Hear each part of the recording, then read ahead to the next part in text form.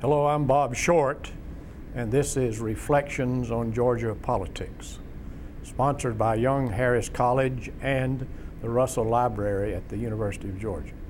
Our guest today is Joel Cowan, who has been a part of the major decisions that have been made by the state of Georgia and the city of Atlanta in recent times. Joel, we are delighted to have you with us today. Tell us a little bit about Joel Cowan. Who is Joel Cowan? Well, I'm a product of Georgia, and small town Georgia at that. Cartersville, about 40 miles northwest of Atlanta. I grew up there, which had the typical small town environment, which I always thought was a good laboratory, if you will. Back in those days, you'd see many corporate CEOs all over the world who grew up in a small town. I always wondered why that was so. But my theory was that as a citizen, you knew who the mayor was, might be in your church or another church, and you knew the policeman. You didn't cut up much in there. You knew they'd get back home pretty fast. And so it was a good growing up experience, but it was important to be in that radius of Atlanta. So you had a decent amount of that.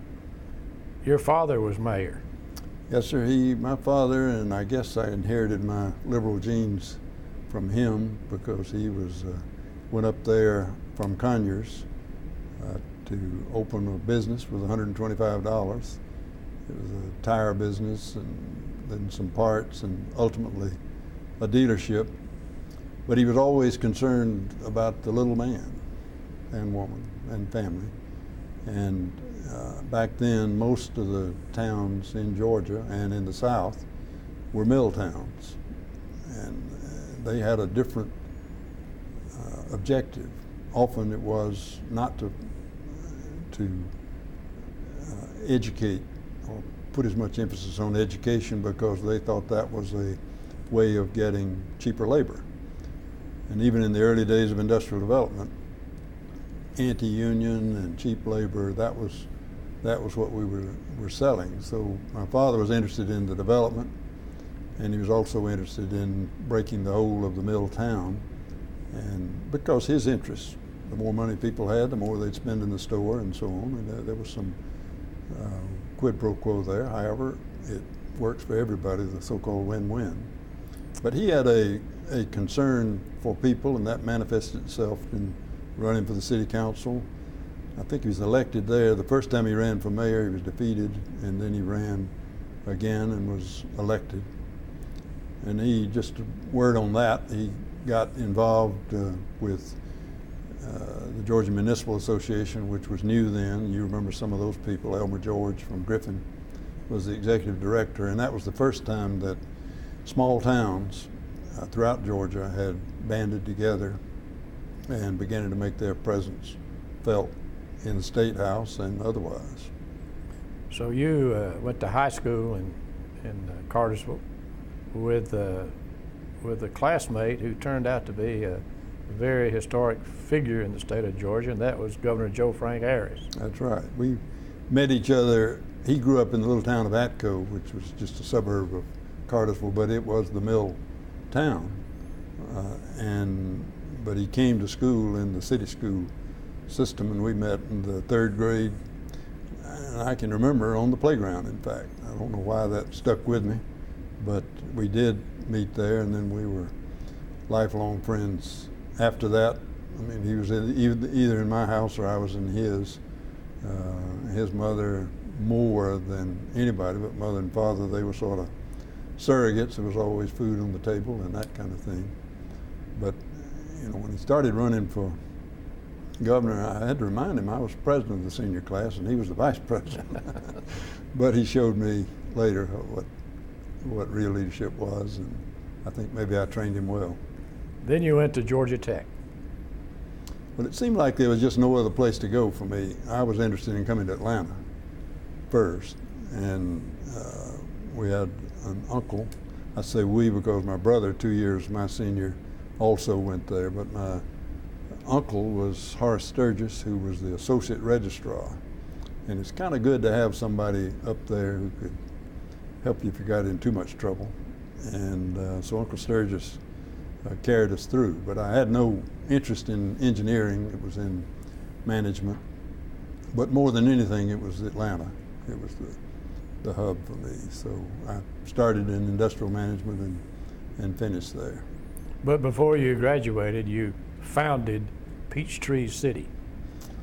Yeah, it was kind of the way that went about. It happened in the ATO fraternity house right there on campus. I was sitting there having breakfast next to Pete Knox, who was from Thompson, Georgia.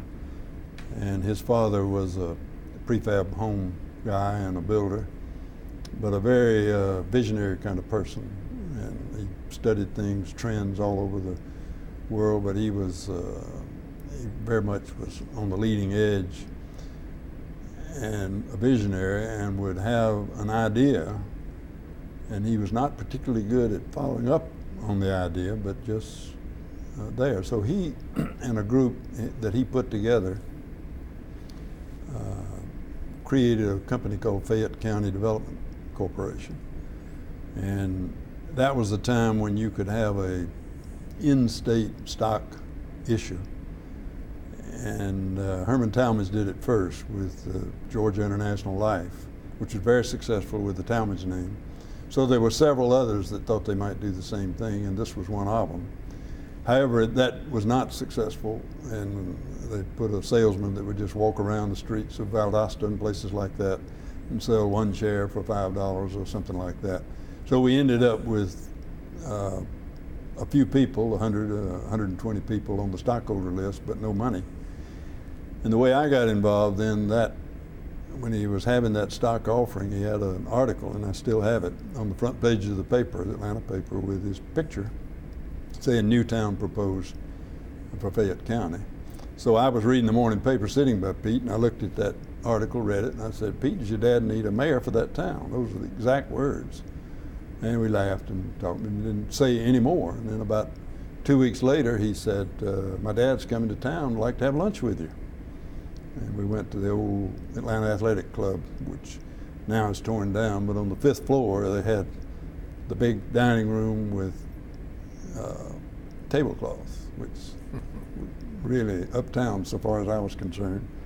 And I can remember that. So we met, had a lunch, and afterwards he said, "Joel, Peter tells me you're a whiz." Those were his words. And of course, humble, no, that kind of thing. But he later pursued, that was my junior year, and he asked me over to Thompson, stay at his house and get better acquainted. And then I worked for him in the summer, kind of getting things organized. And then my last year at school, I had an apartment out at the Darlington apartment. They couldn't pay me, and they knew that, and so they said, "We'll give you stock." And I said, "Whatever." And because I liked the idea, but it was totally bankrupt. I mean, it had nothing. And so yes, it was started. When I got out of school, I didn't go on job interviews or anything like that, and I asked could I work for him doing something else, because Peachtree City couldn't afford anything. And so I worked in the same office with Tom Cousins, in fact. He started there right down on just off on Decatur Street in Pryor. That building there was where the Knox Homes office was. And so I did projects where he would bid for military housing or something like that, and I'd go put the things together. I did the first commercial thing I did was on Stewart Avenue. I put it was really the first discount department store, Zayre's, on Stewart Avenue. The old building is still there. So that was my introduction, more or less. Well, from such an austere beginning, how did you manage to pull out Peachtree City? Well, I kept working on the project, including having, I figured that we should incorporate as a city, thought we could do it. I'd become very well acquainted with the landowners down there because they were our creditors. I mean, my job after school or whenever I could go down there was to sit at the pot-bellied stove with the farmers because we owed them money. I mean, we either had an option or we'd made a down payment. and they knew we didn't have any money, and it was a pipe dream. So I befriended those. I figured out how to make that work, and with their help, and a man named Grady Huddleston, who was the son of the major one, who was in the legislature, thought we could put a bill through the legislature.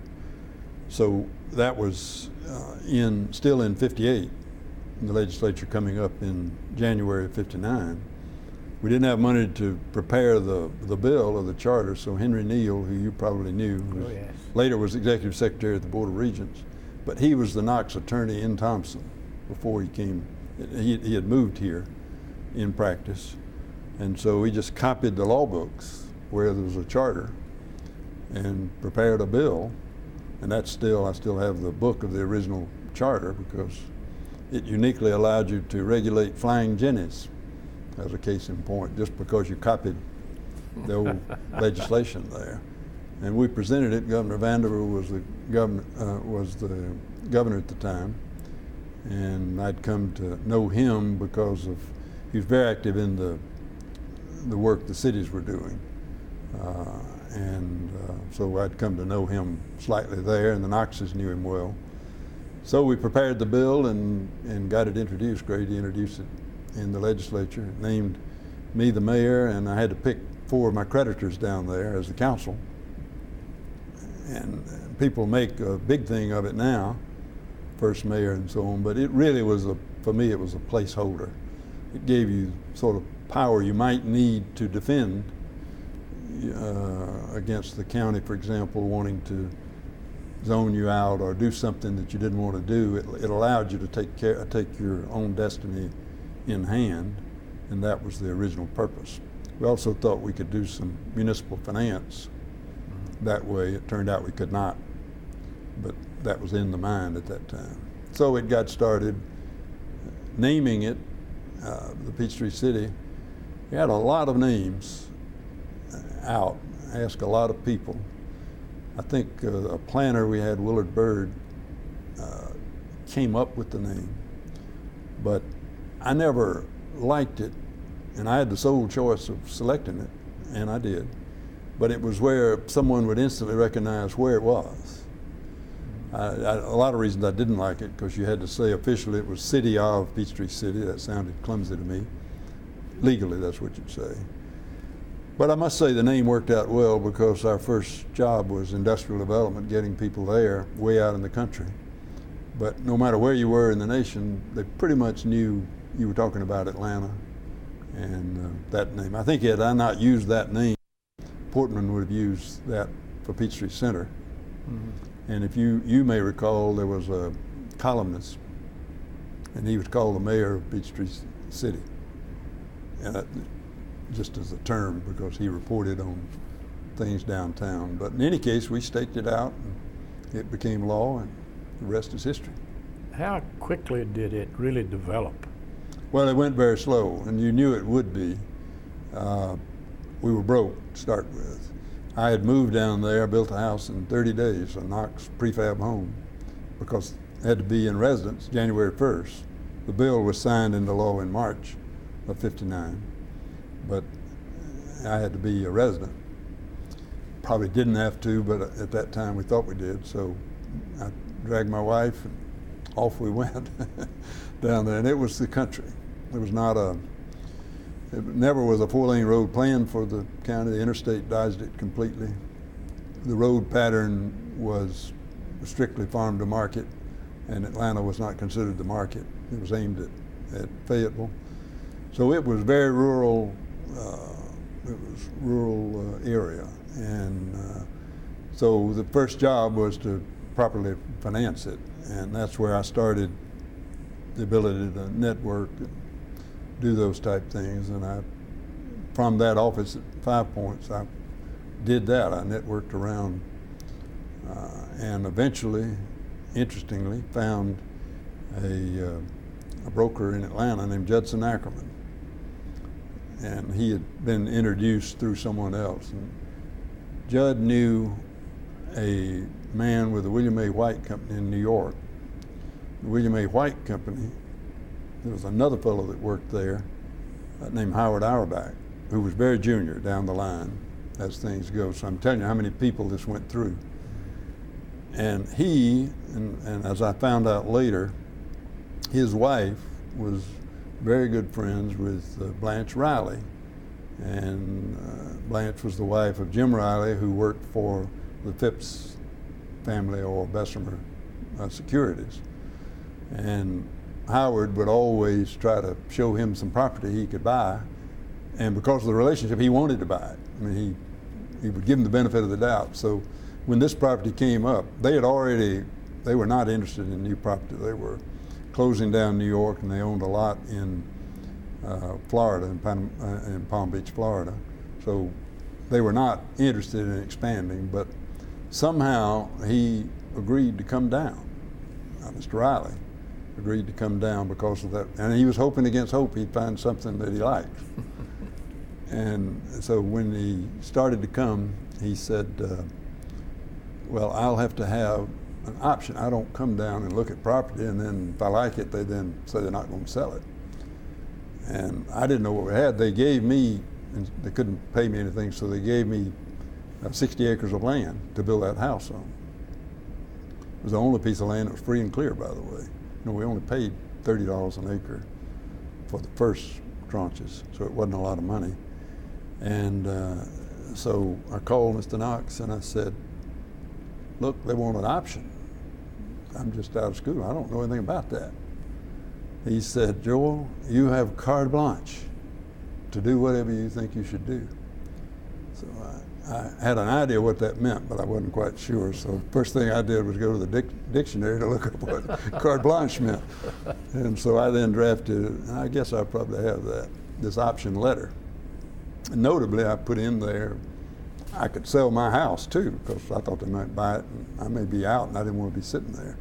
So in any case, I did all that, signed it, and sent it up there, and on the basis of that, they came down, or he came down and looked at it. But looking at it was a story too, but it was, we got it done on and closed on July 31st of 1959. And I already had the city charter, but frankly, they didn't look at it as a city.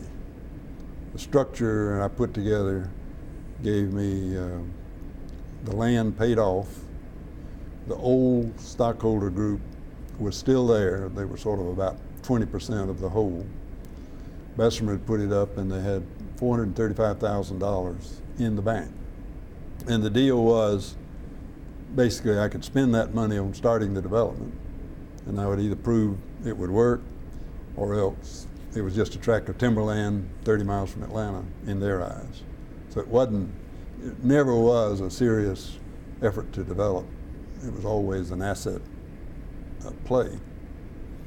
At that point, did you have your map of what you would expect Peachtree City to be? Did you have your roads and your cart paths and all of that? You know, we had what turned out to be remarkably prescient. Remember, we couldn't even afford a survey, so none of the property was surveyed. Mr. Knox had only been there once, and he wasn't sure where he was then. He was driven through. But you couldn't literally, there was no reason for you to say, that's my property, that's not my property, or here's a property line. That's what I was trying to do, was piece all that together. And I took a map and the way I got that map was I went to the archives and got the old Indian grant, because it listed the land lot numbers, and then blew that up into a big map and then drew in the parcels. Now, the way they describe parcels back in the farm is, you know, you go to that oak tree with a horseshoe in it on the bank of the Lion Creek, that kind of description.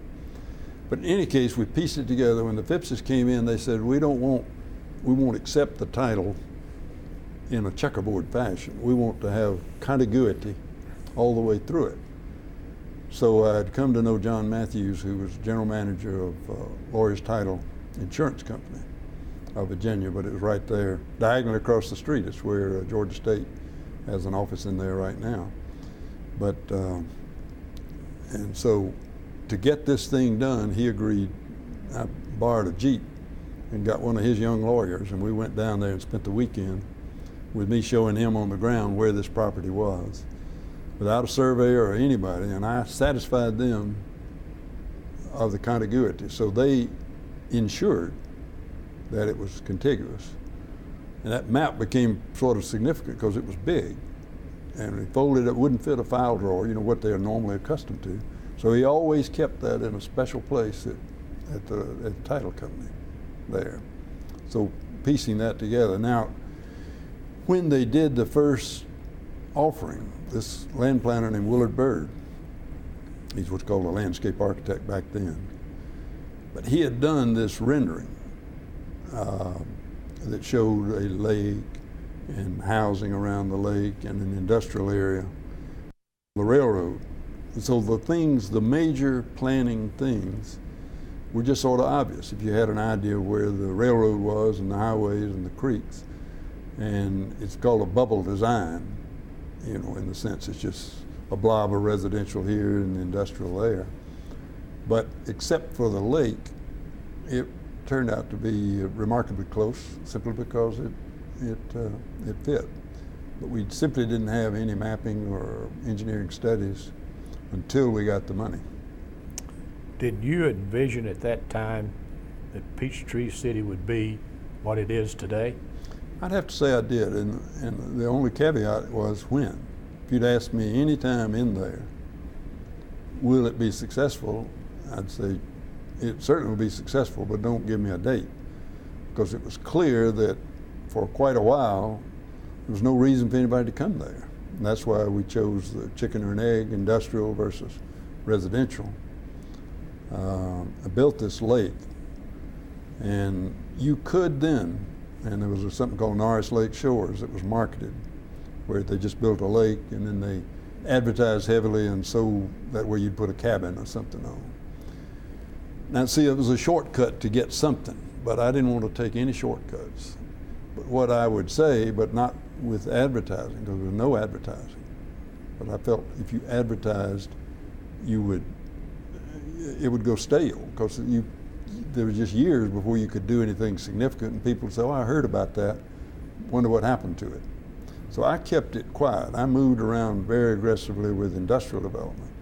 But if someone showed up, and they did, I put them on a lakefront lot, you know, like the one I'm thinking about, for $1,200 that would now be worth close to $1 million. But you know, it was important to me to get any kind of resident down there if they were a permanent resident. There was a community builder, not somebody there for second home purposes of that kind of thing. So that was the start, or the philosophy, I guess, that was going on. Well, it worked. Well, it worked, and you know, surprisingly, and it still surprises me, because the first industry we basically bought. I had the word out with all the industrial development people, you know, we want industry and we'll do whatever it takes to get it. So the trust company came up with one of their customers, a company called Dixie Frozen Foods. And it was out east of Atlanta out here, and a Lassiter family from Macon owned it. And he ran it. But they didn't have any money or anything. They needed a new plant. And so the trust company brought them to me and said, you know, see what you can do. So I agreed to build them a plant, which really, in effect, put them in business out there just to get that first plant. And the second one was a man named Norman Pascal, who's still alive, still commutes down there. He's in the late 80s. But he was in East Point and had a horrible problem with smoke. It was a dust kind of thing because it was a cotton waste plant. And the city of East Point said, look, man, you got to shut down. So he didn't have a choice. I put him way over in the corner and made a deal for him and let him go along with that downwind, you know, for a number of years, with the understanding that when there was anybody nearby, you'd have to clean up. But so it was deals like that to get just something started. Residential was harder because people wouldn't come until you had a grocery store or then a school or something like that. But every amenity you were able to get brought on a different level of people. That was your first development, but there were others. Yeah. because during that period, we recognized that we couldn't do anything. It can only go at a certain pace. It can't go faster. And so we would just work that pace. And meanwhile, I started doing other things. Started Phipps Plaza, for example, and put that land together. Not too much detail, but the others had tried to get Saks Fifth Avenue and Tiffany's and people like that here. The obvious property was where it is. That belonged to the Alexander estate, and that was Cecil Alexander's uncle, Henry Alexander, who was then 90. And I knew Cecil, so we started working. So I started trying to trade with him and to buy the property. And we just couldn't get anywhere. He had his big mansion back there, 13 bathrooms in it, that was behind what's now Phipps Plaza. But in talking with this man Riley that I worked for in New York, he said, "What about a trade?" I said, "What about it?" And if you've been to New York, up the East River Drive, when you get above the United Nations, you go under 2 big apartment buildings. Well, they owned the land under those 2 big condominiums. And so it was a 72-year ground lease, no escalators, fixed. And they still owned the one, the south. And so, longer story short, we actually traded with no cash difference. We gave them that piece of land in New York that had a steady stream of income for the front part of the Alexander estate, which that's where Phipps Plaza was. Your reputation as a developer spread quickly. It wasn't long until you were receiving overtures from the state government to get involved in some of their planning programs. Do you recall that? Yeah. Before President Carter was that, he was a state senator, and he was mounting a campaign for governor, which he subsequently lost.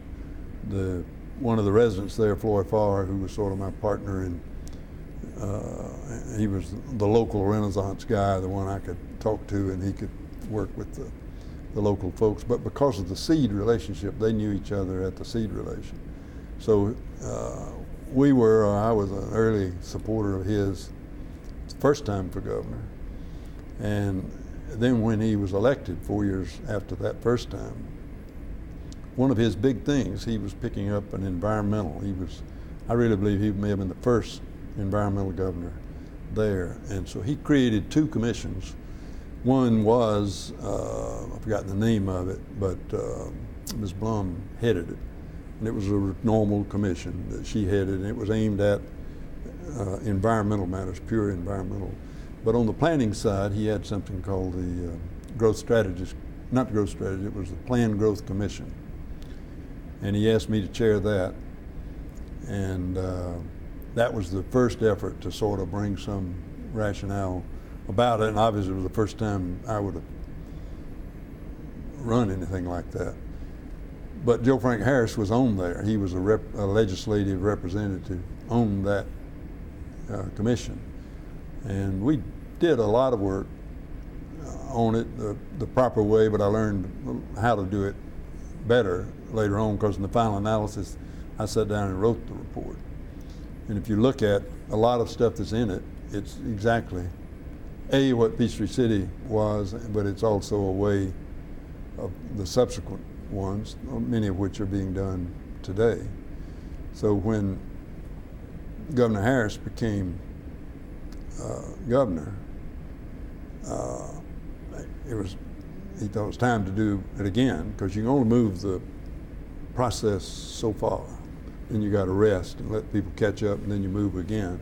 I learned that the hard way. So he created the Growth Strategist Commission and asked me to chair that. And we did a big and very sophisticated process. The University of Georgia basically staffed it and did a wonderful job of bringing people together all over the state. And I lobbied it all through, and actually got it through. I don't think the main thing, there was not a single dissenting vote in the House. There wasn't any opposition in the Senate, but it was reaching those compromises, and people realized something needed to be done. Not too far, mind you, but something needed to be done on that line. Well, it turns out that on that one, Roy Barnes was our floor leader, and he was on that commission. Mm-hmm. Then he became governor. So you see it's a stepping stone in that. And do you remember some of the recommendations of the Growth Strategies Commission? Well, yes, and even going back to Planned Growth Commission, you know, open space, I called it open space, it subsequently became green space, was always a key. And that was always a hallmark of Peachtree City. And it just seemed to me the sensible thing to do. And of course, it was many years later before that became normal, and it still isn't quite where I'd like to see it. I think there's some things in position now where it could be, but the green space was a big part of it. The clustering, transportation being what it is, if everybody's spread out on 1 and 2 acre lots, you simply can't afford the streets, the infrastructure.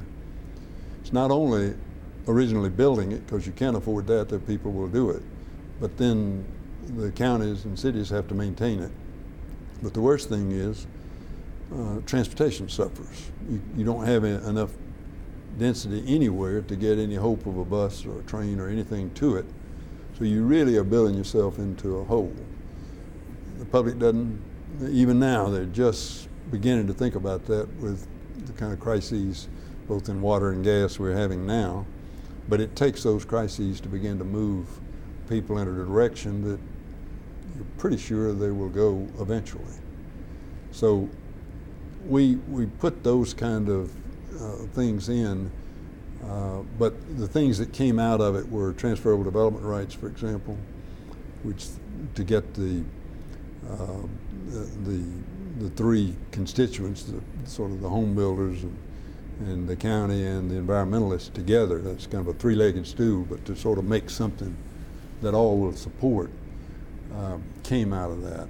In that time, the original reservoir system came that we tried to do, which we wish we had now. We probably would have had more of them, but you may recall the first one Speaker Murphy wanted to have in the West, and that was looking right at Alabama. And Governor Hunt over there took exception. But had we started somewhere else more in the state, I think we would have had less opposition and could have gotten some relief from what faces us now. Before we get too far away from it, I would like to go back to the year that Joe Frank Harris first ran for the state legislature. You in Cartersville then, or were you? No, I left. You know, when I left to come to Georgia Tech, I left, and I mean, I'd visit. Obviously, my parents were there, so I'd visit frequently. But in terms of being part of any campaign or anything like that, it was kind of always known that he'd run for governor. I mean, that was not. I think the speaker had him in his stable of people being groomed, but which is both good and bad. But he conducted himself in a way that would make him an attractive candidate as those things go. I had been in the Atlanta scene all that time, and I had a fair reputation here. I had a particular one in the minority community in that area, and so when he was ready to run, when we sat down, and that's what he wanted of me. He wanted the fundraising on the one hand, but also I had some deep relationships here, and I could attest to, you know, true, he comes from a small town, but his heart's right, and he's going to do this, and it worked out well, and he honored that. Well, he gave you a difficult job, which you performed pro bono, I presume. Oh yeah. Chief of staff. Worse than pro bono, you had to put money in the pot. Well, Joe Frank had had a very successful run for governor. As you said, he had the backing of the Speaker of the House and his friends in the General Assembly, and he ran against a real strong candidate, but he came out on top. And it's interesting. You had two things there. You had two, and I hate to introduce anything today to it, but you see when a candidate sort of, this is my office, I'm entitled to this office, and the public, there's some pushback there when it's hinted that that may be the case. In that case, you had Bogan, a favorite son who'd been a congressman, and you had Joe Frank, both of whom could take that attitude. And then Norman Underwood had worked for Busby, had been in there. So you really had three candidates that any one of the three could have made, you know, this is mine, I should be there. And all of them knew better than to do that. But what you had was the fun people and the lobbyists and those kind of things were all of the mind that they sort of picked who they thought would win. And I think there was heavy betting on Bogan. I think it was, because most of the ones, the big ones, when we had a lot of fun when the election was over, and then they have to scramble and get back on this side. I won't name names, but I could. But they do that. You see it right now when we went from Democrat to Republican, the same people are still there. But it was an interesting race. He worked hard, and I don't know if it was the first, but it probably was close to the first where you had sort of a media play or dominance, the kind of thing that's there, commonplace now. And our guy came from Memphis, and well recommended. He'd done a lot of campaigns before, but I'll never forget what he told us. He said, you've been driving all over the state, making speeches and that kind of thing. He said, if you just go around enough to raise the money and stay out of trouble, you're going to make a speech, you'll talk to 20 people in a civic club. That's not going to do anything. He said, we'll do it here with the media. Of course, in truth, we did both. But if you see that today, in today's light, that's exactly what politics has become, I think. That's why it's so expensive. Joe Frank had a commission to study education while you were chief of staff, and I think that was the father of QBE. Do you remember that? I remember it, but I wasn't, I was over plowing these other turfs, and when he did that, and I think that was the second term, and I was getting pretty worn out by that time, or people were getting tired of me. Right. But what was interesting to me in that role after the election, and of course his friends throughout the state, including yourself, sort of became my friends. So I was kind of one of the boys, but for somebody like me in business, you see a side of the state functions. You know, everything has a system, that the way it works. For example, our first budget, you know, he promised us no tax growth. We really thought that was going to be difficult to, and he told me, he said, you're a financial guy, you've got to bone up on it. So when OPB, Office of Planning and Budget, would make their presentations, all of the department heads would make their presentations, and a lot of that was done on weekends and nights and that kind of thing. He had me sitting there through most of those, because we were trying to figure what can you hear as a business person that might help the situation over here. Now the good news is that we didn't have to do any of that, but it did give you good insights. There were other cases where there were problems. For example, the state fair down at Macon. That was sort of coming on strong, and so this is typical of several things, that like the Martin Luther King Jr. Commission, where he named me vice chairman, but with a role, you know, to come in and be sure it doesn't go crazy with the with expenditures. And like the one in Macon. You want to stop? You want to take a break? Sure. Okay. That's good. We'll just pick up right there when you're ready. Lord, I must have knocked it off.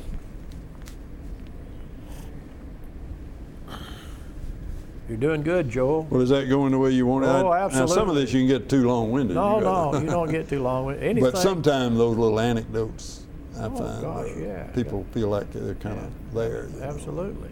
You're doing great. This is exactly what we wanted to do. All right, where were we? You were talking about the fair in Macon. Yeah. So when that came about, there was never any question where it would be. It was going to be at Perry. And that was the politics. You could argue that it probably should have been in Macon because they had a big fair there. Mm-hmm. But the politics were such, it was going to be in Perry. But he said, don't worry about that, but try to hold it, the expense down to something reasonable. And so that was my first time to get involved with the state architect and that procedure and how that worked. But I thought he did a good job. I did make one effort to try to keep the arena from being air conditioned because it would be used so seldom. But down there they wanted something they could have concerts and all that kind of thing in. Because once you air condition something, it's, you know, you're going to pay about $500,000 a year to keep the thing running, whether you got anybody in it or not. Same thing came up. I was on the Board of Regents when the Olympics, and we were trying to do the same thing with the, I think they called it natatorium, where the swimming venue was. Same kind of issues. But I was in touch with so many things and had a little power, or was perceived to have it, and people would, so I never went in with a big stick, you know, I never said, I just tried to reason with people and would move it. But there's some things, if they asked me to go do something and I couldn't save $500,000 or $1 million for the state, I didn't feel like I'd done anything. It was a right-of-way case around the fair there. And they told me the situation, what it was going to cost. I said, that it doesn't make any sense. If you go to that landowner and offer what you're doing, he's going to make a profit. He ought to give you the right-of-way. So they put me on a plane, I went down there, and we did. But I always felt like anytime you were on the scene, if you use your imagination, you could always save that kind of money. Did you participate in the planning for the Georgia Dome? No, a little, but not certainly not anything to do with the architecture. But I knew Dan and worked with them on all that. I had done back when all of that was decided. You know, working, I was involved with Central Atlanta Progress. So a lot of the things, you had the Civic Center over here, the Atlanta Stadium down there, and then what is now the Omni and the Dome and that sort of thing. And we had some choices. We could have put two of those together. The Civic Center was already here. But if you thought of what could be done transportation-wise, tourist-wise, if you had all of that together, just parking, if it could be together, and then you'd have enough mass to get rapid transit to it, or a people mover of some kind. So I was interested in that, but you know, you can't do but so much. So we then end up with the three corners of the stool, and only the Dome and the World Congress Center gets served by transit. Tell us about Central Atlanta Project. Central Atlanta Progress, the way Atlanta was, and the Atlanta Chamber needed to have a broader mission than it needed to be more regional. Now it wasn't, but Central Atlanta Progress was created solely by the downtown group, Dick Rich, for example, and the banks, 4 of the 5 Atlanta banks at that point, created it. They got this wonderful guy, Dan Sweat, who was a newspaper man, by the way, but he came from Waycross, and but he probably hasn't had an equal in his ability to get things done without getting out and doing it, but just getting the right people. And the business community supported him. I mean, he could call a meeting and get all the right folks in the room, but he just had a way of doing it where everybody knew where the power was, but he worked. And it was a good lesson for me coming along. That's what I hold the chair of servant leadership here. You know, you shouldn't be out front. You need to be behind the scenes, and I think it's still a good lesson for folks today. But Dan ran Central Atlanta Progress, And most of the things that go on downtown and more got done there. That allowed the Atlanta Chamber to evolve into a regional chamber. Now I was involved in that too, because I always said, you know, you've got to make these people truly a part. So why don't you take the North Fulton Chamber, the Gwinnett Chamber, and let them come in as chambers. So they've got their own power base. They didn't initially do that. They wanted to create it's kind of a branch because it was a control issue. But I said, you know, if you're going to get in it, and later we did that with the Community Foundation of Greater Atlanta. You know, set up a Cobb and a Fayette and a Clayton and that kind of thing. Because to be a regional thing, the then core power group needed to share the power and give good tips of the hat to the suburbs, you might say. And so it was all a part of doing that. But there was a group, one of the things that grew out of it is just over here, it was called Park Central Communities, but there was a big urban renewal area that went right alongside Piedmont and surrounded the Civic Center. So it went from North Avenue down to the freeway where the downtown connector cuts that off. But that was all urban renewal land. So it was a federal establishment and a lot of things were going on there. And so with some of us, Dan more than anyone, we were concerned that two things. One, that could be done wrong and it would become just another low-income housing area. And what we thought that Atlanta needed was housing downtown on the one hand, but middle and upper income housing on the other, and that would be the best place to do it. So when we looked at the rules and everything surrounding urban renewal, the way that was done, you had to be a private company. You couldn't be government. So you had to be a private company to be a bidder for the land. So we got Cousins, Frank Carter, take me a minute to name, but the leading developers in my company. There were 6 of us, I think, or 7 of us. John Portman. And so we all met and they elected me chairman or said, you got to do it. So that's what I did. And the banks agreed to a line of credit, you know, to this entity that had nothing in it. We all we agreed that it was a not-for-profit. It had to be a for-profit company, but that our shares, we would not make a profit. We'd donate them back. So we ended up owning 30% and the civic establishment owned the 70%, but we had agreed to give ours over. And the banks gave us a line of credit so that we could bid for the property.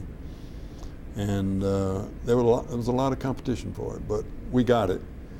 And the first thing we did, we reversed and put Georgia Power on this end.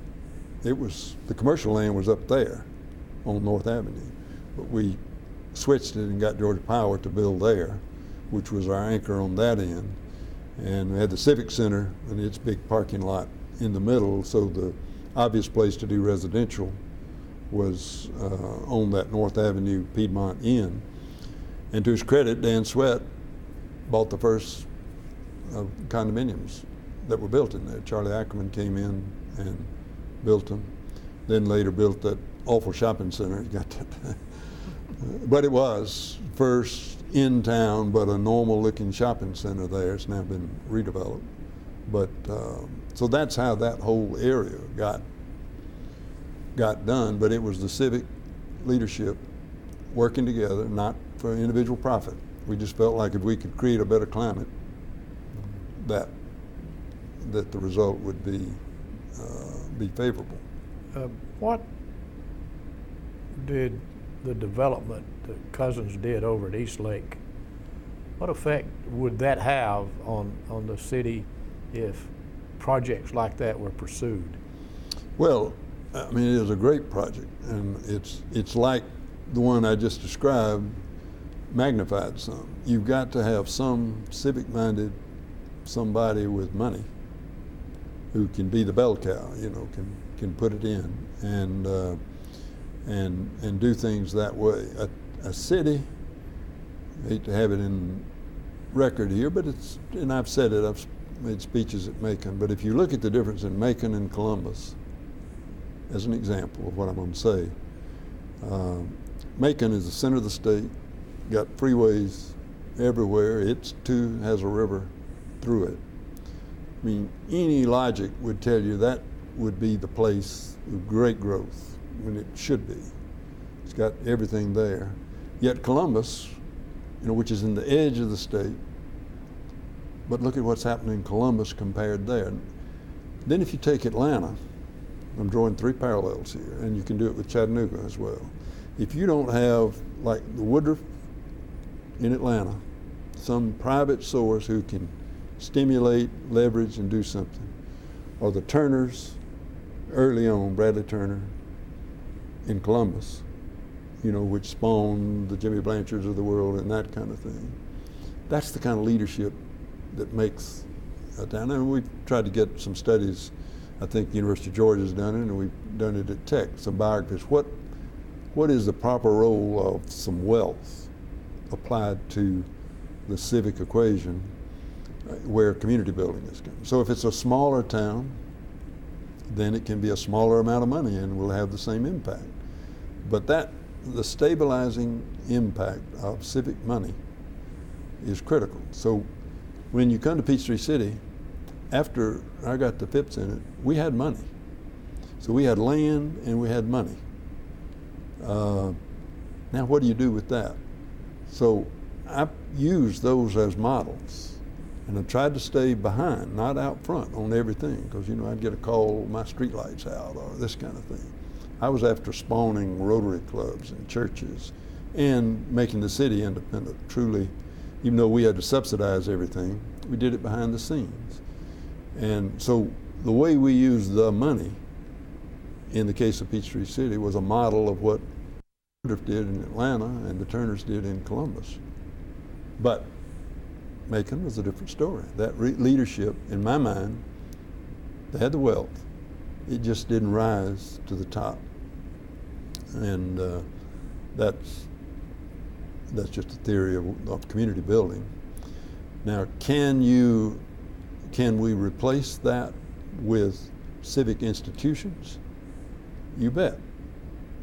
The example you gave of Cousins taking one area, critical area, the one I gave of Park Central, one area. You've got to have that done, because we all can't do everything. So you just do your part. And if it's organized, that will have its positive effects. One of the heartening things to me over the past, maybe 2 decades, has been the concept of regional planning and development, which I personally think came as a result of the demise of the county unit system, where the smaller counties weren't able to do things as small counties, but could approach their problems regionally. And you've done that. Mm-hmm. You were chairman of Greta, and I'd like to get you to tell us about Greta and the plans and what happened with that organization. Well, let's back up to what you said, regional planning, because it's important. Now, when the federal government were giving the grants to cities and counties and states, it was a big thing during a period of history, the early 60s, middle 60s, that kind of thing. It was where the money came from. They required a planning organization. Atlanta started it, the predecessor of what's the Atlanta Regional Commission. It was called the Metropolitan Planning Commission. And I served on some commission. One of them was the airport subcommittee for that big master planning effort. But they carved the state up into, I think it was 14 districts. And to get this planning coming together, and the bait was a federal grant had to be approved by that group, so that's what gave them the power. Now, I felt that power ran amok. It was political if you had Albany as sort of the larger town in its city and its district, but yet the center of that planning district was one of the little towns above it. So you sort of get off. Then it gets to be a power game. And over on the coast of Georgia, you had the line wrong. So when we did the Growth Strategies Commission, one of the recommendations was to change all of that. And the name Regional Development Center, RDC, that's one that I gave basically. You had to have that word development in it. And regional was important. But you said, look, here's the mission, because there wasn't any more federal money coming. But they had achieved such a critical mass that you couldn't get them away from the trough, so to speak. And I could cite some specific examples where we tried to change the districts. In fact, Joe Wharton, who was the first and master of all these facilitators, that became a science later on. But we had one over at Athens once where we had all of those people coming in, and we set up the goal of reducing the number from whatever it was, 14 down to, I was trying to get it down to 10 or 11. And I can remember the opening thing, here's what we're doing. Somebody from the back of the room said, we might as well go home, and made a few speeches why this was a terrible idea. But before 2 days had ended, we had pretty good consensus. He did a remarkable thing. He made 3 table-size puzzles with each county having a cutout. And then we had 3 teams, and each team was to match these things up. And they came out, except for one up here at Dalton, one area in there, they were the same.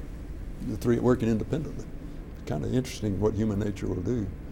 But he was a master at getting people in like that. So that concept of regional planning needed to be shifted to something that made sense toward developing the state. And of course now it's graduated to a new level because of the water planning. Mm-hmm. Many of they tried to make those districts the same, but those districts didn't follow the basin. So if you're dealing with water, it is a valley and a basin and a watershed. And if you violate that, you've got an issue between you. So you had to do that together. And so then you come back to Greta. Remember I said Roy was on the Growth Strategies Commission, so he had seen all of that work. During the campaign, he asked me and Maynard Jackson to come over to the Capitol. He made a press conference sort of thing, had us standing behind him, saying if I get elected, I'm going to do whatever. Of course, I realized I was there to stand. Maynard didn't. Maynard had something to say, a lot to say. You couldn't get him to say, look, here's the candidate. You're not the candidate. But Maynard and I worked together for many, many years. But so when he got elected, I said, well, what do you want to do? He said, I want to skip. I don't want any more commissions.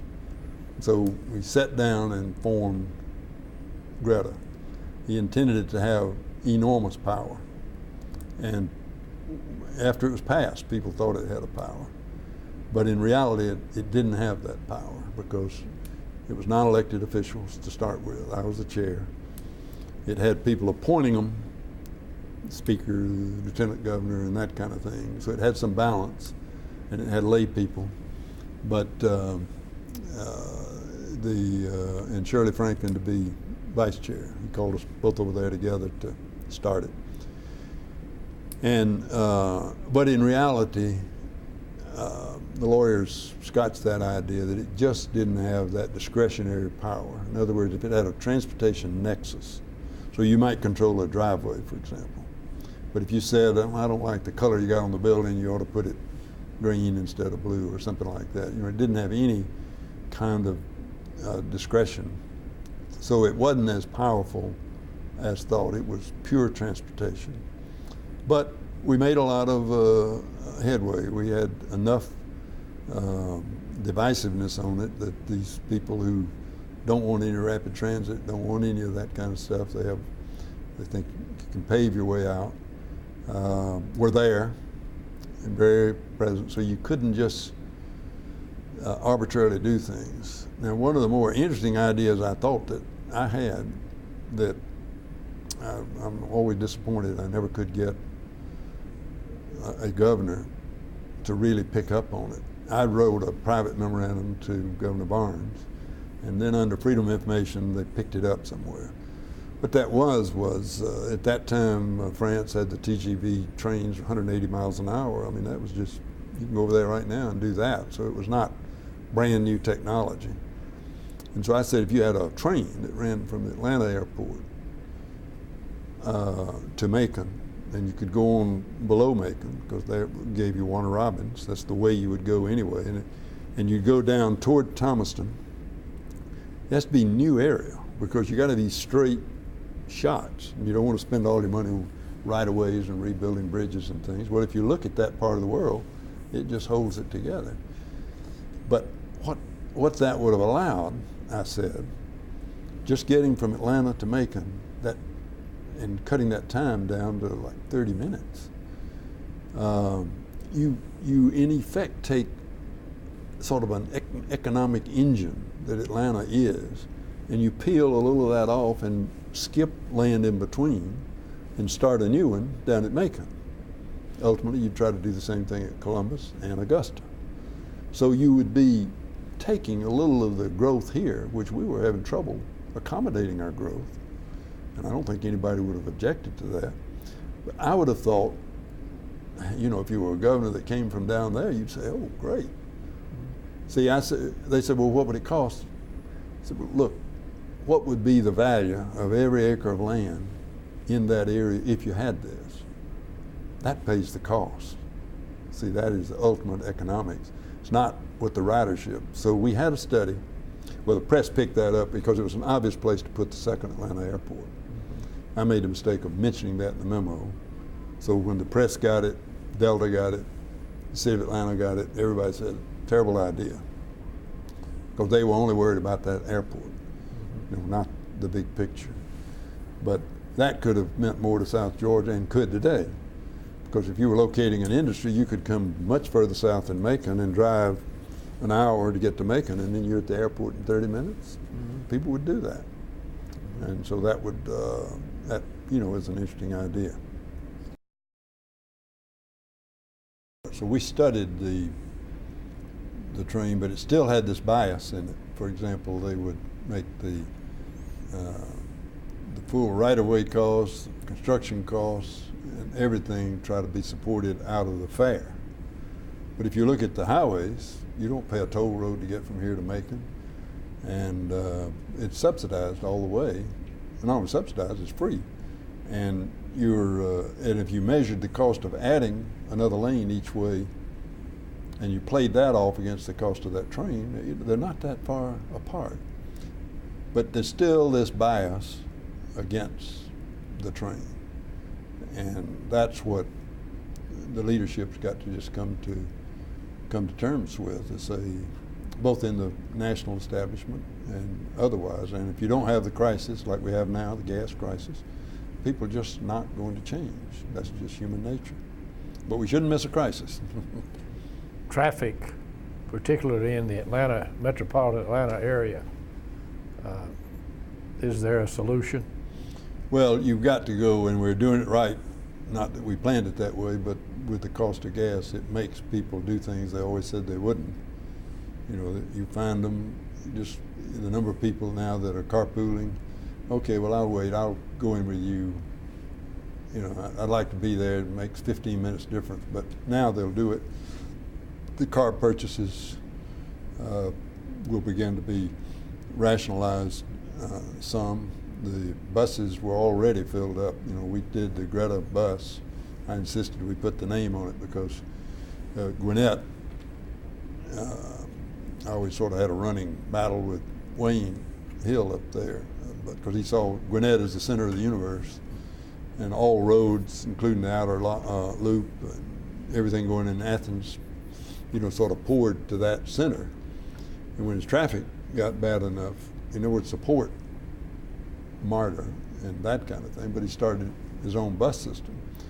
In Greta, I wanted to start him, and of course Clayton, and we went around and saying, look, we'll do this if you'll do that. The county will do something to help it out, and those deals are working beautifully today. And you can get the critical mass because, you know, you work on one bus, you can work on another. You don't need every county to have their own bus system. So it's, I think that bus, if they can ever get the HOV lanes completed, if you think about them, they built them, but to get off, you've got to then go across 4 lanes. So you can be coming as a Cobb County bus driver, you're going to start getting over into the normal lanes because you can't get off at the HOV. So whoever designed that thing didn't have HOV exits and entrances. You've got them right here in, just on the downtown connector, and they're not really complete, but you've got them to a certain extent. So we do things, we just don't have that philosophy that's guiding our engineers, and that's what needs to be corrected. I tried to push, because we studied all kinds of ways of getting an east-west corridor north of Atlanta. You have the outer loop, but every time you look at it, you can look at it with any theory you want to look at it, but the political impossibility of doing it becomes paramount. I favored, we looked at it a lot, by the way, not a little, but a lot. When you, on the northern 285, you were going to put so-called hot lanes or HOV lanes there. I went up to New York, and they're doing this out to Canada. They've done it, where you could add 8 more feet of right-of-way, just 8 in the middle, not on the edge where it's expensive, where you're tearing down buildings, but in the middle, and put these foundations in.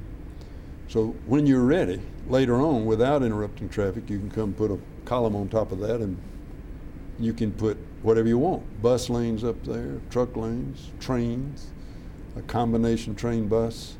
But you don't disrupt the traffic again. You don't have to buy any right-of-way again. And so I was trying to get that done. But you only push so many things, because it would have cost millions of dollars, but not anything like it's going to cost to get that corridor a little more rationalized. You spoke of the downtown connector. Was it an engineering error to force traffic from 2 heavily traveled interstates into a connector through the city of Atlanta? Probably was no choice. I mean, you either have a beltway. Remember, the philosophy then, downtown was king. I mean, this came, if you talk to some of the old heads, you go to Alvin First, for example, and talk to him, and you should.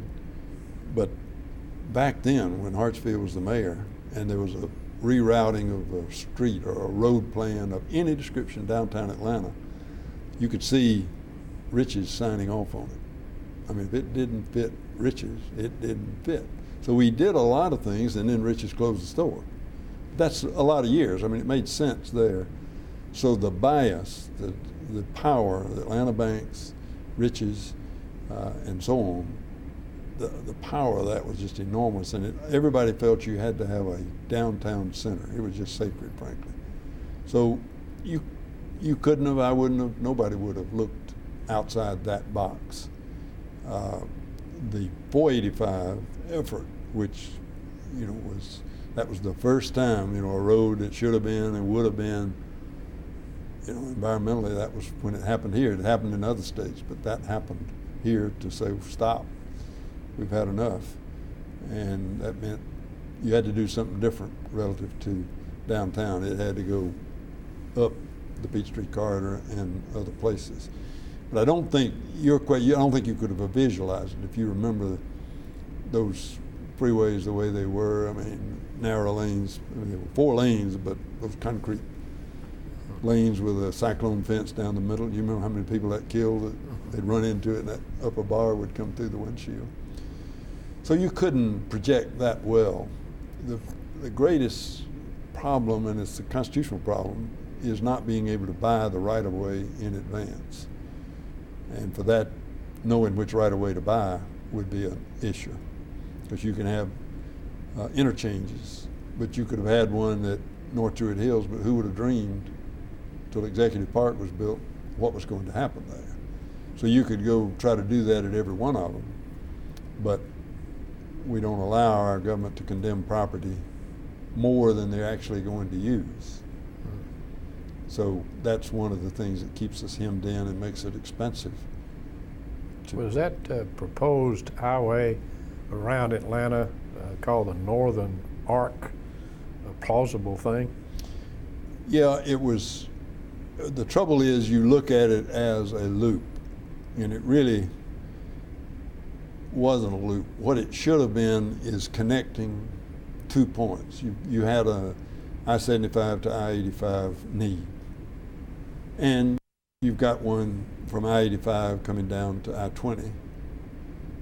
You could sort of see those. They could be in your scheme. Now, if you're planning such a road, you'd say as you grow, it'd be foolish to have the roads not meet. Mm-hmm. So you may be 50 years from now building the one in the southwest, that loop, or on the west. But if you built them, you'd like them to join. So you see what I'm saying? You don't set out to build a loop. You set out to build certain things, and then good planning just says it ought to be continuous. And it got down to that with the Northern Arc. In fact, the only area Governor Barnes and I had, the only problem we had, philosophical problem, was that. And we discussed it a good bit. But it was a thing that he could see. He wanted to get the right of way, but I also will not forget his, he and I were talking about that, and he looked at me with I never thought he had a twinkle in his eye, but it came close. He said, "But if it doesn't work, you may have your green belt," because they would have acquired the property. Yeah, Governor Perdue didn't sign off on that. Well, he took a view quite opposite what you would think a Republican coming in would do, and probably had no idea it would resonate so well. And it was one of the contributing factors. But as I say, I was not for it. However, when he asked me to do some work on it, I said, well, the way I think we could support it, as you know, I'm a great believer in green belts and that kind of thing. Our problem is when we just sprawl without a line, a build out, a target. So I said, if you drew that line, and it was a road, but suppose, you know what, 400 was so-called a development highway. So you'd say, we're going to put that there and we expect people to develop. But if you built something and you said, let's do the opposite of development. In other words, whatever you do for development to make land valuable there, do the reverse. Now what would that be? You would have the road, you'd have this enormous view shed, green space, pastures, horses going out there, that kind of thing. At an interchange point, you wouldn't have any development right on the interchange. You'd have to go up the road a mile up in the community and start all over there. So you would have a green belt. So you would have, from downtown, you'd have intense development, less so, green fields. On the other side, you'd start green fields, medium, high, as you go further north. So you've got a logical break, and I think it's just good human planning so people can see some green, and I'm not talking about 20-foot buffers. I'm talking about where you can walk around in it and be in the woods. I mean, children ought to grow up knowing what woods are like, not what pavement's like. And that's the way it's worked so beautifully in Peachtree City. And we could have it for free, but that was what my idea was that would be unconventional. I don't think that's ever been done anywhere in the world. Perhaps the Blue Ridge Parkway, because they owned all the land, you couldn't develop it. But this could have been done. Do you favor privately constructed toll roads? If they are in the model that is in China, which I've been peripherally involved in some there, the concept of BOT, build, own, and transfer. So it really was a public, because in 30 years, the public owned it. So you could have it. So it ultimately was a public thing. And you have some limits, so it couldn't be rapacious. You have some normal limits, because if that private owner got too bad, public can come over here and build a free right-of-way. So there's a balancing act. But when you got the Sharpie people in Wall Street that, they started getting into space even 10, 15 years ago, not necessarily here, but they said, well, here's this money, let's find a way of using it. And I think you could do that. And I think it makes sense. They used to laugh at doing something with Atlanta Airport. But look, it's still a public thing. And that's just one way of doing the revenue versus another. There is a way of building a free enterprise, competitive, capitalistic model and still serve the public purpose. But it takes some brain power. You got to think of those contingencies. One of the things I remember about my grandfather was he once asked me how to spell water. And I said capital W-A-T-E-R. And he said wrong.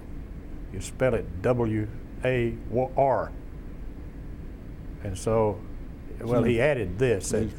But you don't have to worry, because we live up here in the North Georgia mountains where there will always be plenty of water.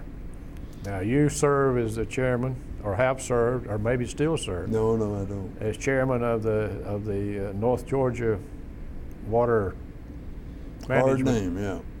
Yeah. Metropolitan, North Georgia. What are we doing?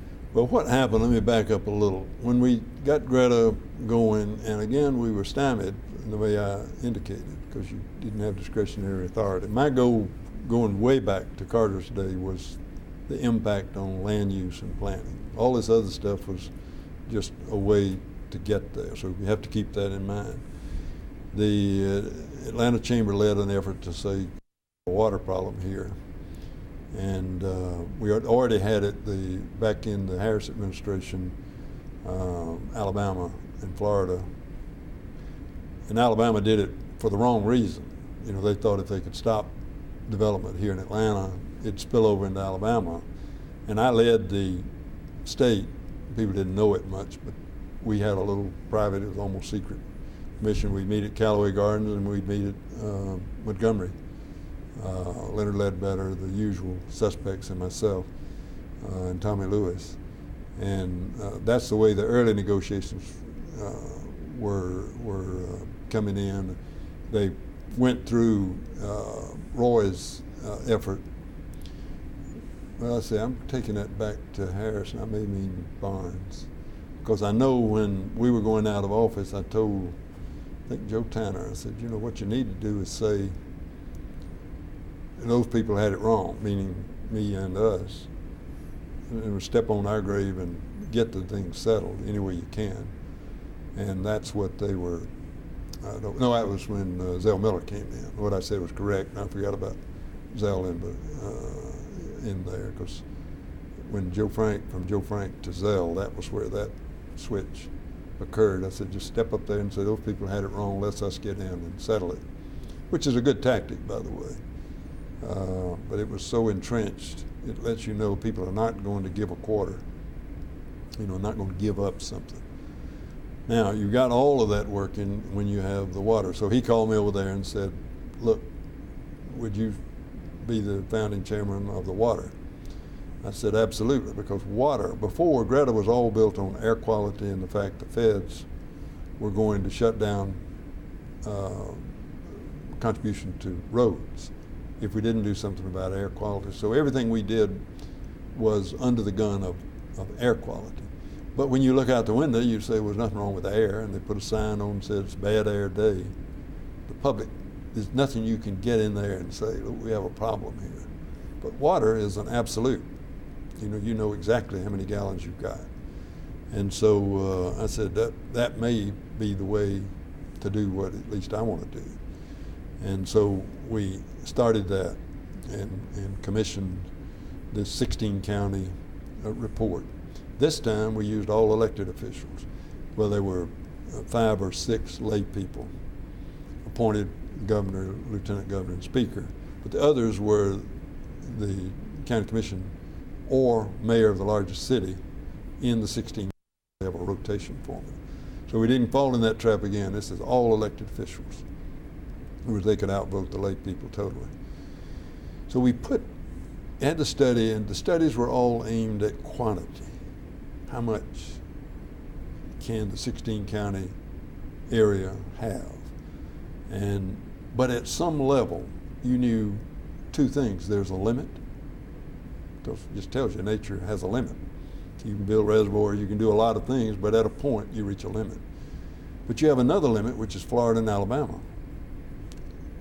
Because there's a point when they say, well, it's not in our interest. We want, when it crosses the state line, we want X millions of gallons coming through. So that's another limit. I call that a contractual limit. The other one's a natural limit. Then, because Atlanta's at the head of 5 basins, and the main ones that count, of course, is the Chattahoochee. Then you have, not quite where you are, but Habersham County and Dawson, I think, are in there are just 2 counties above Hall County that are in that watershed. But the Etowah, Altoona, is there, and what we're doing today, we've been doing, is moving 100 million gallons a day out of the Etowah into the Chattahoochee. That's done through Cobb County's system by and large, because they get it there and treat it, but it goes into sewer systems on the Chattahoochee side. So the negotiations, which Bob Kerr headed, were going on simultaneously with this effort with Florida and Alabama, so we were comparing notes. And they agreed to a 200 million, the 100 we had plus another 100. Alabama agreed to let us have 200 million from that source, but no more. And then we had the number that was agreed to at the Florida line. And so that becomes your planning criteria.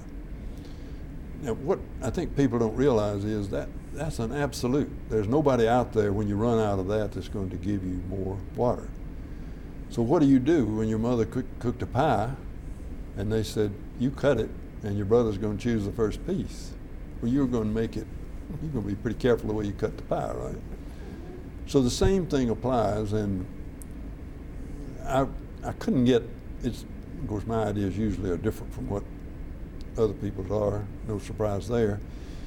I couldn't, even I was chairman of the thing, I couldn't get all these engineers to study the allocation of the water, which I regarded as the key thing. In other words, you got a limit. Now my question, how much of it do I get? Because that's what it will boil down to. You got 16 counties, and of course you've got the inner ones that are growing fast, and you've got 7 of them out that grow slow. Well, that's just distance from the center, no surprise there. I worked up a formula, and I won't go into it now, but a rational reason why a county should have a certain allocation of water to not only supply it now, but supply it to build out. So if you were only 30% built, like in Bartow County, or 20% in Walton County, you have all this other area, and it may be 10, 20 years before you're ready to need it, but you'll need it. Now imagine, if you will, coming out there at that time, right about now I'm ready to develop my land. Everything's grown up out here. And somebody tells you, I'm sorry, there's no more water. Your land's a pasture now, and it's going to be a pasture. You say, wait a minute, what happened to it? I didn't vote for anybody that did anything different, you see. And I talked to Roy about that. That's a taking. So then, 20 years from now, you'd come back, if that happened to you, and sue the state because they didn't administer the allocation.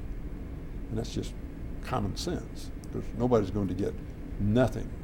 That same grandfather of yours, would you imagine him going out and buying a piece of land that didn't have water?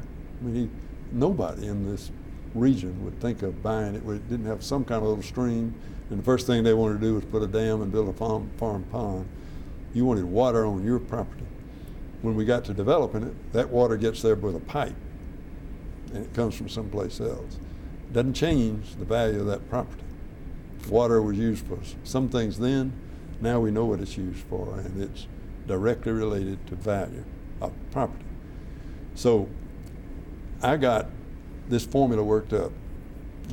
I'd go through the formula because it's quite logical. And what it does, I'd had so much experience in these previous efforts with home rule powers. That means a county would say, we don't want the state coming in and telling us what to do with our land. So what I did was I said, let's take what they have done already and simply apply that to the rest of the county.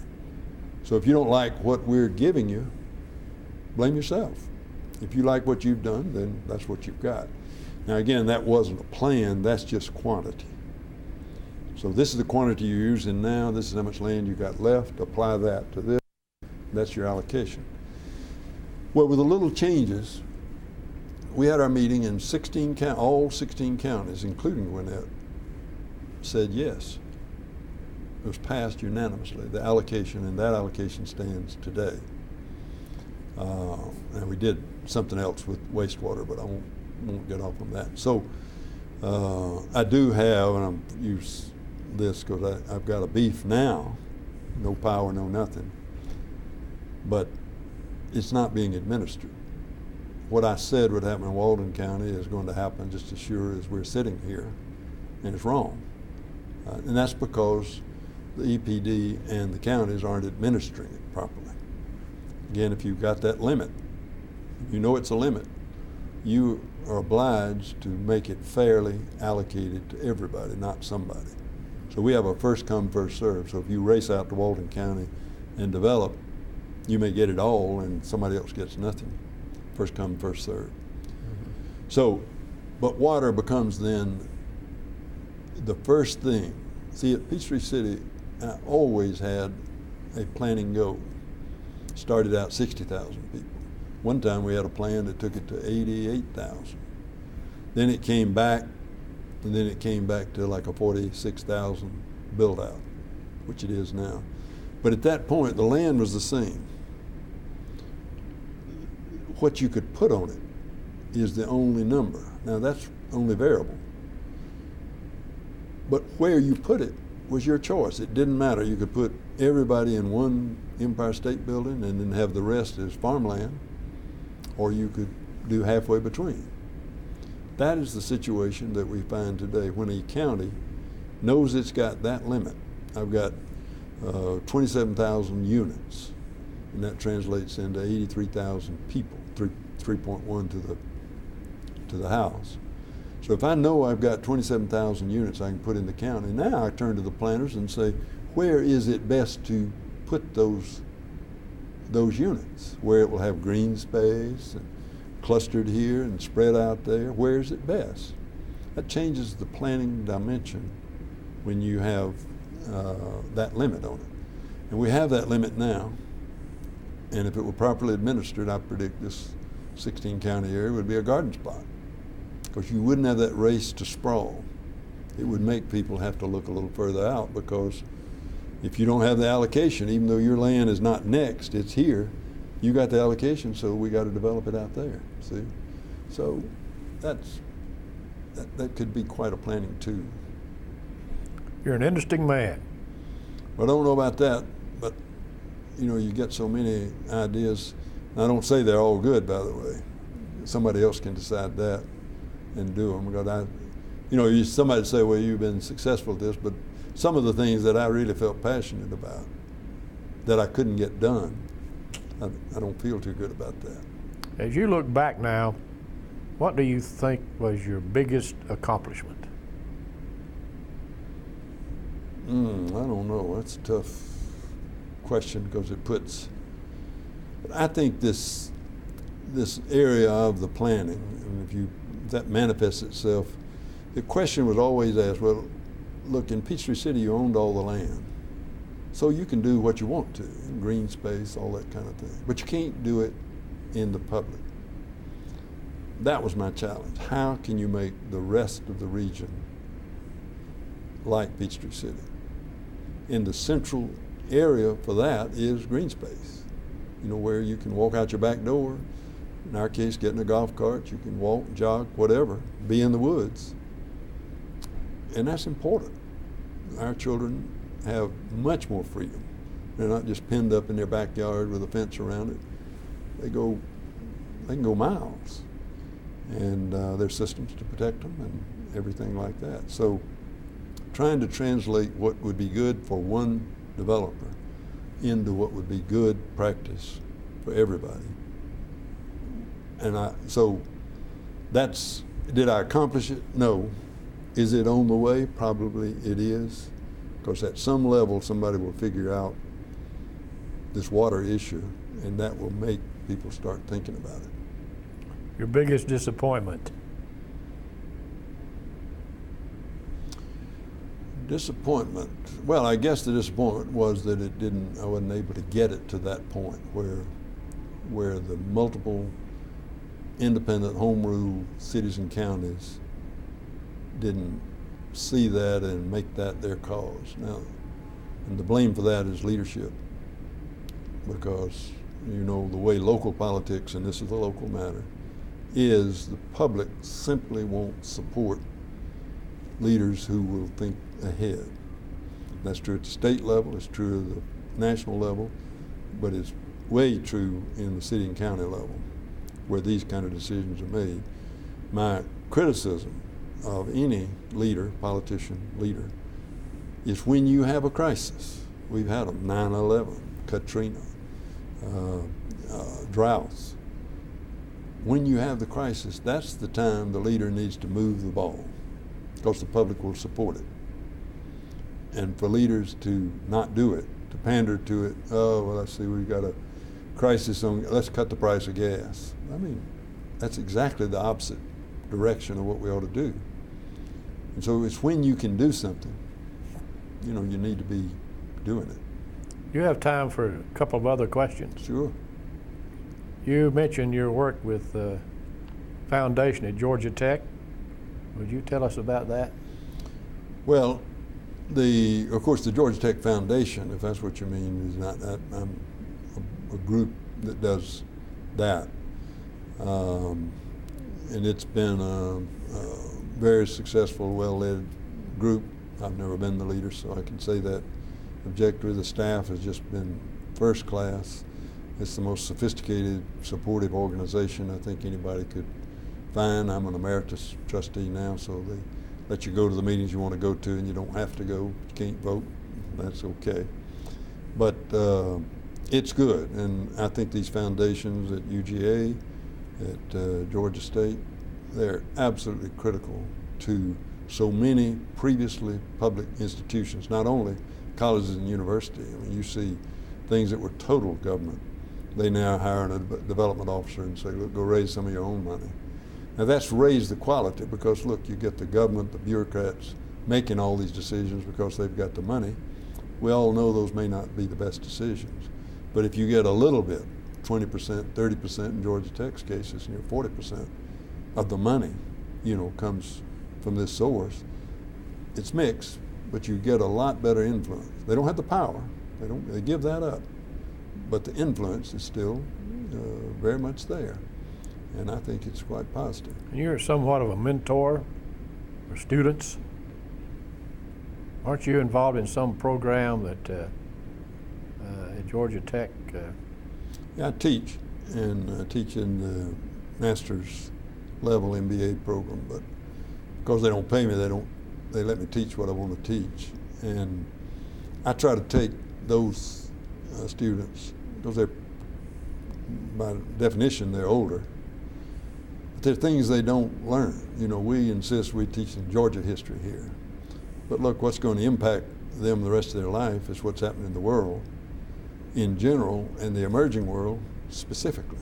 And that's where I devote practically all my time now, is in the emerging world, Central Asia, and, China, and India, and places like that, and where there's conflict, natural conflict between Muslim and non-religion, or between Muslim and Judeo-Christian, Hindu, Buddhism. But my whole thing is peace. And like I told you in the past, you got to have a goal, something you write high on the wall there. So everything you're doing is moving you toward that. And mine is peace. And talking about the global Eisenhower kind of, MacArthur kind of peace. But now it's down in the little clusters. It's down with very small groups, and you've got to do something about the economics, you've got to do something about corruption, and you've got to do something about free vote. Or I'm disappointed in the word democracy, because I could argue, and I've had to, in those quarters. I mean, I go to some people don't even know where Tajikistan is, but when you're in there and you try to put some traditionally American values and ideas and democracy, We call ours the House and the Senate. I mean, you know, it doesn't relate. Nobody's going to let you come in and tell them that.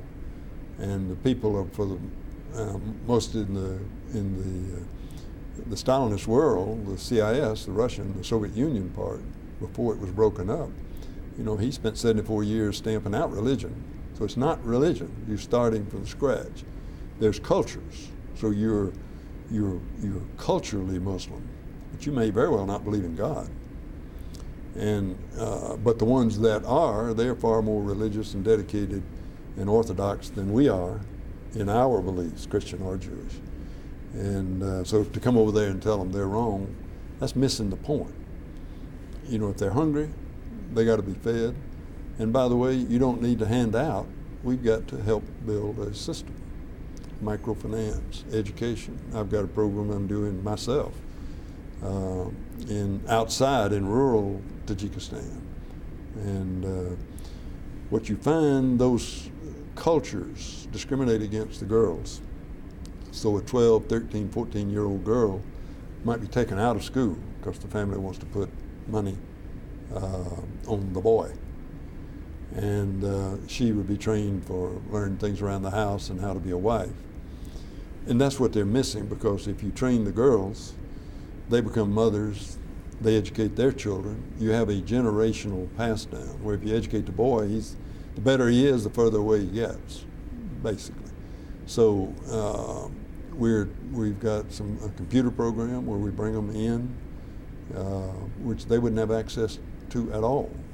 And then we actually are teaching critical thinking. Now here you grow up in the Soviet system where you never question a teacher. We're teaching the teachers to encourage critical thinking. In other words, think, act, do. So I didn't mean to get off in that, but that's what my interest is now. That was my second question. Yeah. One final question. How would you like to be remembered? You know, I've always tried to work behind the scenes. You know, I never liked being chairman of something. I like being vice chairman. And I can do everything I ever do without holding a position, really.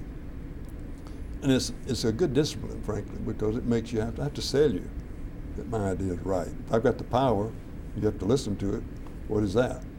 So that's a good discipline. But you know, it would all come to the fellow man first, you know, and foremost, but not religious based, not those kind of things. Those values that we grew up with in Cartersville and you grew up with in North Georgia, those values of community and caring, not a government caring, but you caring for that, those are the values that are just as applicable anywhere in the world. And so we have to come back to values and be known for them. And I would hope we'll return to that. We've lost it right now, but I think it's recoverable. Joel Cowan, on behalf of Young Harris College and the Richard Russell Library at the University of Georgia, I want to thank you for being with us today. Thank you for having me. Good luck.